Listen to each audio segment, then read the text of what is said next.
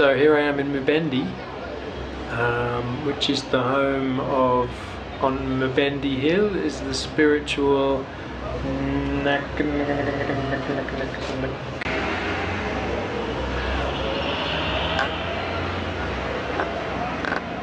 So here I am in Mubendi, and if you go up Mubendi Hill you get to the spiritual Nakayima tree, which apparently is a very significant spiritual tree for ancient African religions. I went there this morning.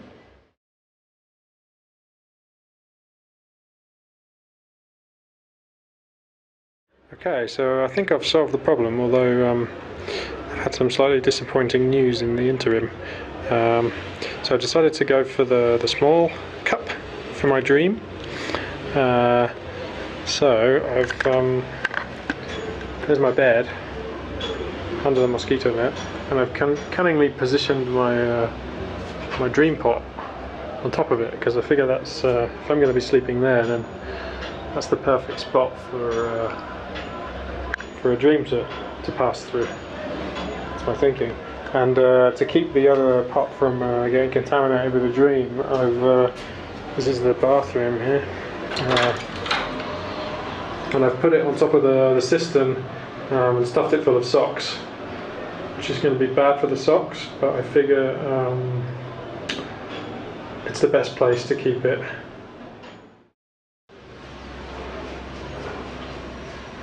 So I woke up, but I had no dream. So I hope the girl was right. So I'm just getting ready to go to the witch doctor, and I made a very happy discovery. I'm planning to take the feather with me, and for some reason when I was fixing it in, this one got fixed permanently, the woad, the red ochre, but the feather, which is in its nice little Ziploc bag, I fixed in with a clip, which is wonderful. It's like it was meant to be. I can just take it alone up to the Nakayima tree.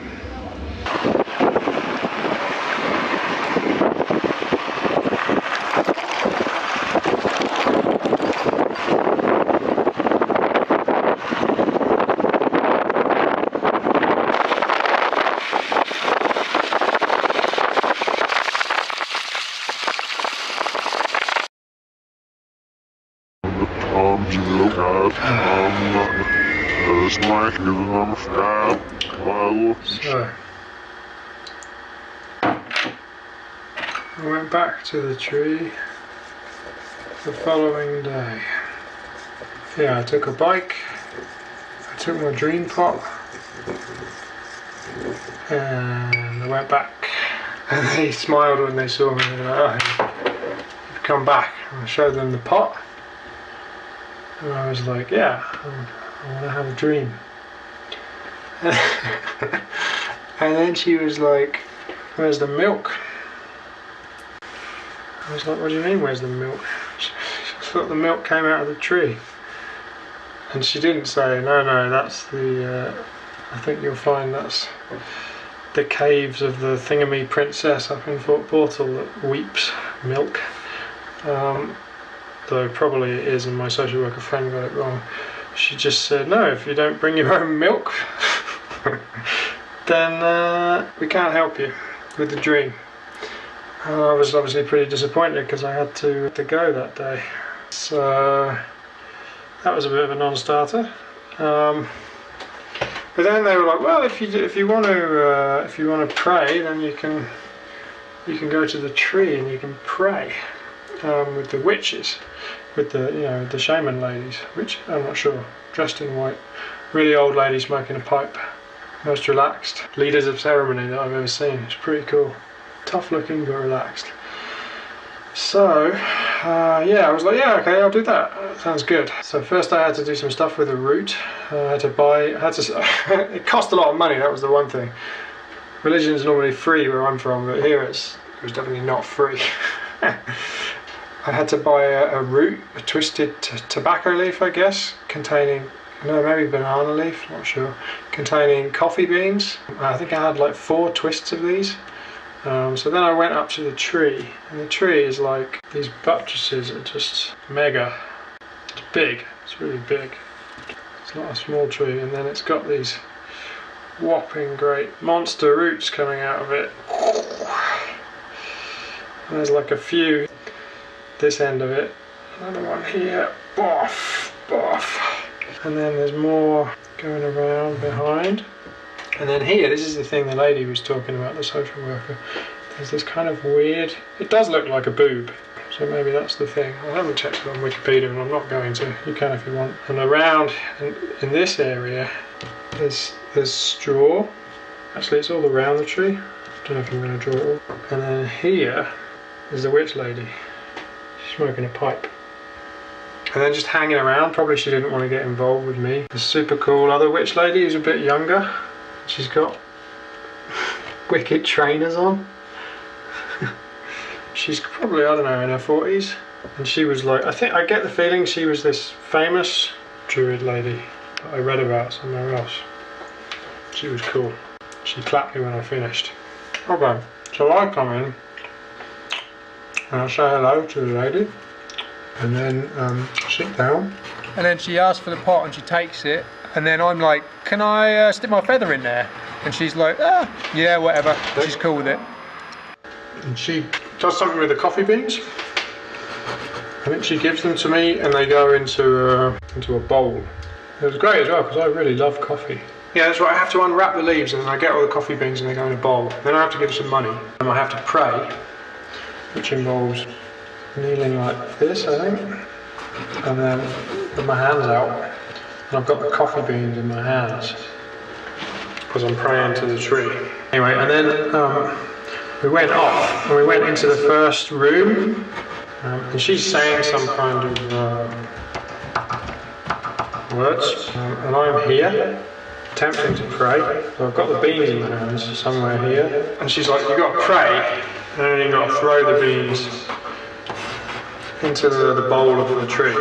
So obviously I'm praying for like world peace and the end of capitalism and the living wage and kind of robotisation of all of the pointless work that anything can do, and a sharing of the food, you know, all the things that would make the world like a proper decent place in my view, like free films and music and, you know, praying for all the good stuff basically.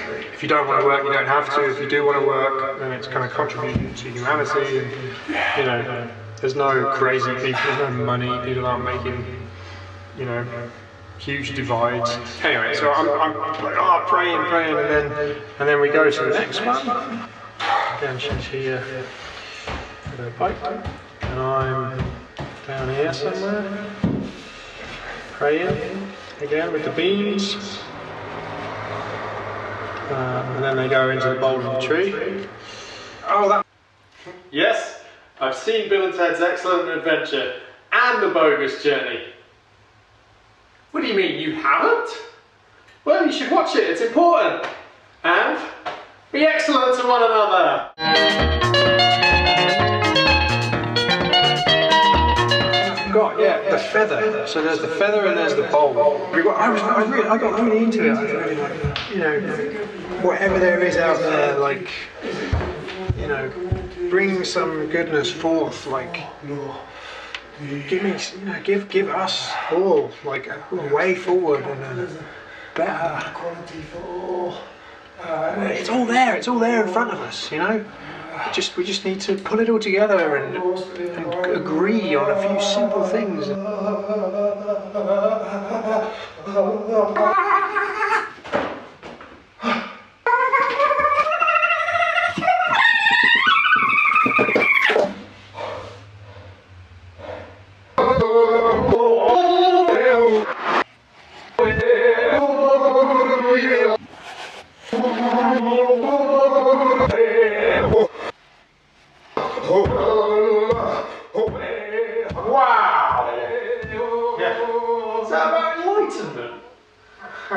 No, that's what you're about.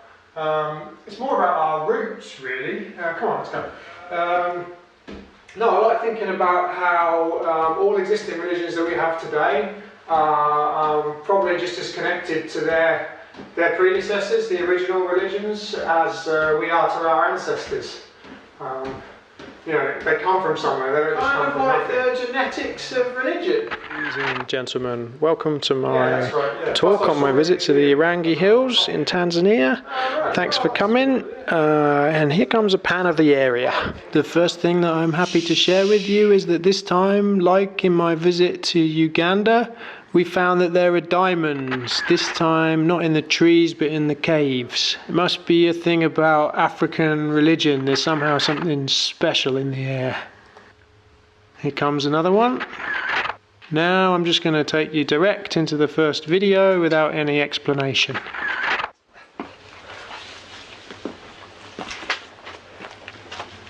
Can you hold it here? Just here? Yeah. Thank you. A little this way, a little more. Up a little bit. Great.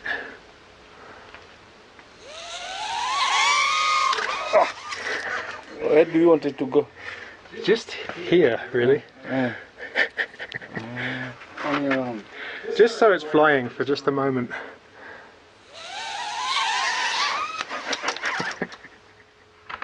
Hilarious, I'm sure you'll all agree. So here we are at the first caves.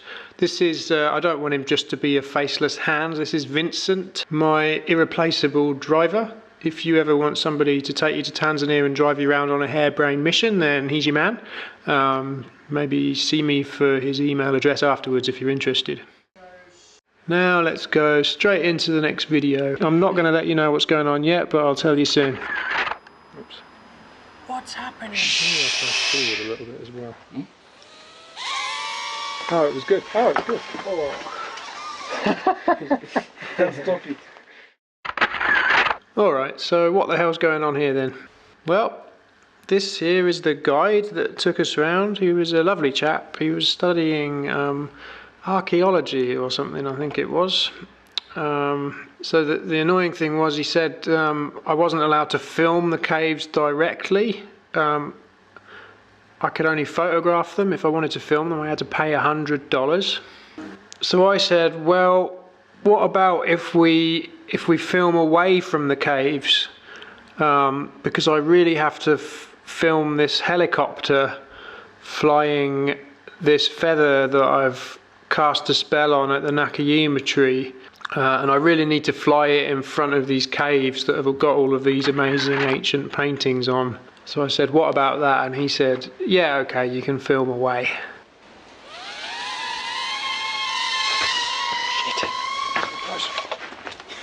Shit. Maybe can you hold it like here? And if you, like, sorry, like here.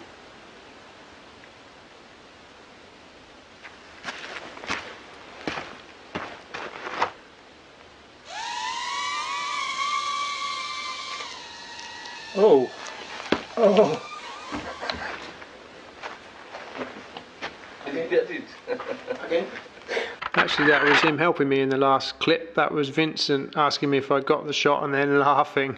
It's by then he'd given up with this stupid feather and was just sitting on a rock and enjoying the scenery. So anyway, yeah, we were in this amazing location with all of these paintings that these ancient people used to make, you know, because I'm an artist, and I was like, you know, I could imagine, you know, practicing in the sand for ages with your stick, and then finally the big guy's like, all right, Sam, it's your turn to stick one of the lessons on the wall for this season. Something about standing there and imagining, you know, being huddled over. Okay, stop, you're drifting. We don't want anecdotes, we want facts. Go back. Okay. So there are 108 of these sites around this area, each one a rocky outcrop accommodating several related images. The shamans would travel between these sites, using them as places to teach different lessons to their people throughout the yearly and life cycles.